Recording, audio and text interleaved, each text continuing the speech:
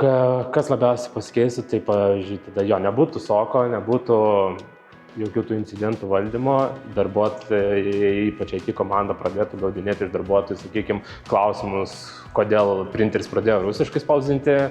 Tada šiaip darbuotojai galėtų pradėti įdomiau elgtis, kažkas slaptažodžius pradėjo keitinėti savo, kažkas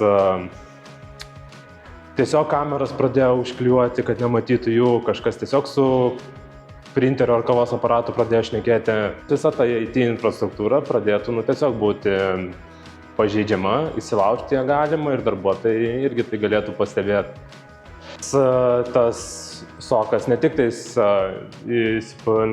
apsaugo ten kritinius jau tos dalykus, bet apsaugo ir tą, kad kasdienis darbas būtų sklandus įmonėje, kad darbuotojai būtų produktyvūs ir kad neturėtų jokių kliūčių.